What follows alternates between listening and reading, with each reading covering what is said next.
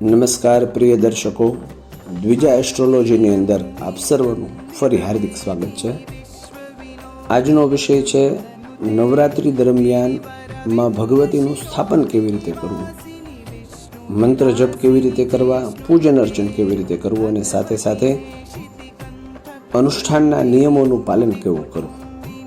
તો સૌપ્રથમ વાત કરીએ સ્થાપનની.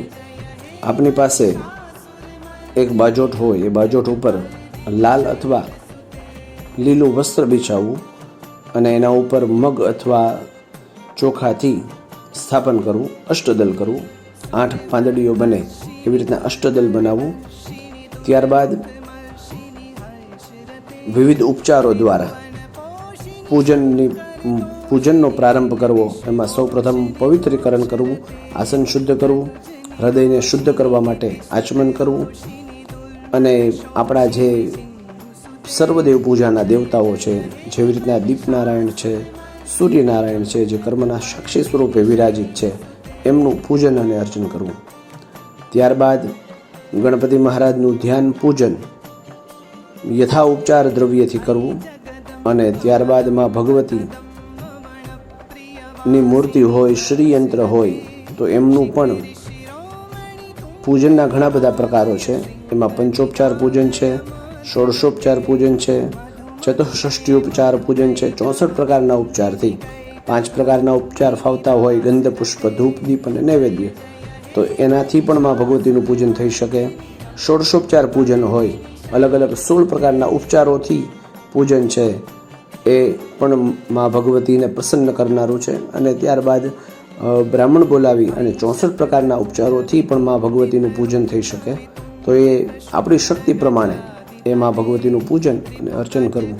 ત્યારબાદ ઘટસ્થાપન કરવું, યોગ્ય મુહૂર્ત જાણી અને મુહૂર્તની અંદર એ ઘટસ્થાપન કરી એ ઘટના દેવતાઓની અંદર માં ભગવતી સાક્ષાત ત્રિગુણાત્મિકા બિરાજે છે એ ભાવથી એમનું પૂજન અર્ચન સંપન્ન કર્યા પછી કોઈ મંત્ર હોય, કોઈ સ્તોત્ર હોય તો એમનો નિત્યક્રમ છે એ નક્કી કરવું.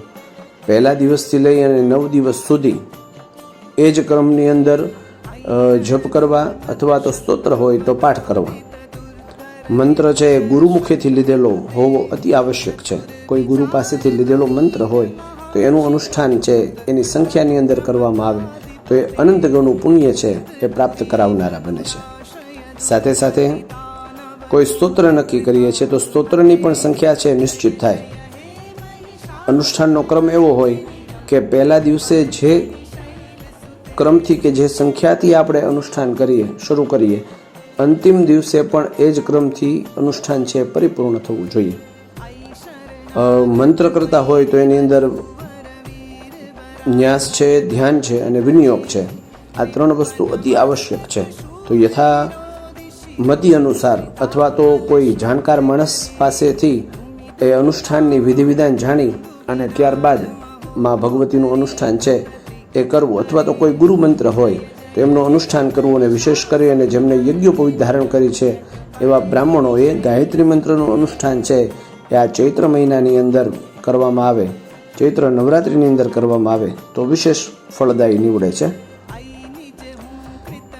મંત્ર અને સ્તોત્ર નક્કી થઈ ગયા બાદ અનુષ્ઠાનના અમુક નિયમો છે. નિયમોની અંદર સૌથી પહેલો નિયમ, સૌથી વધારે પવિત્રતા જાળવવી, બ્રહ્મચર્યનું અવશ્ય પાલન કરવું.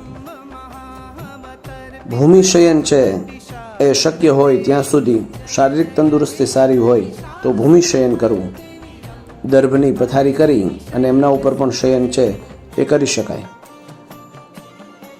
ત્યારબાદ ભોજનની અંદર સૌથી પહેલાં તો કોઈ પ્રવાહી ઉપર થઈ શકે 9 દિવસ વ્રત તો સૌથી ઉત્તમ છે.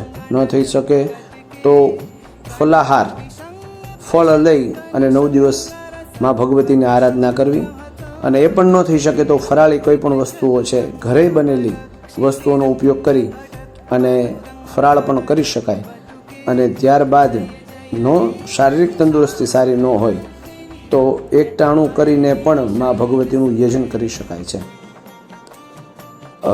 9 દિવસ દરમિયાન માં ભગવતીના સ્તોત્રનું પઠન વારંવાર થાય મા ભગવતીનું ચરિત્ર સાંભળવામાં આવે, મા ભગવતીનું ચરિત્ર વાંચવામાં આવે અને સાથે સાથે એમનું સંકીર્તન પણ કરવામાં આવે તો 9 દિવસ મા ભગવતીના ભક્તિમય બની અને મા ભગવતીનું આરાધન જો કરીશું તો અવશ્ય કોઈ પણ કાર્ય છે એ સિદ્ધ થશે. અને સૌથી ઉત્તમ કાર્ય તો એ જ બને કે મા ભગવતીના ચરણોની અંદર રતિ થઈ જાય, એમના ચરણોની અંદર મતિ છે એ લાગી જાય. એ ભાવથી આપણે આ ચૈત્ર નવરાત્રિનું અનુષ્ઠાન છે એ કરવું. ઘણા બધા દર્શક મિત્રોને એવું હતું કે અનુષ્ઠાન કેવી રીતે કરવું, તો અનુષ્ઠાનના આ પ્રકારે અનુષ્ઠાનનો પ્રારંભ કરી અને પરિપૂર્ણ થાય એવી મા ભગવતીના ચરણોમાં અભ્યર્થના સાથે ફરી નવા વિષય અને વિડીયો સાથે મળીશું.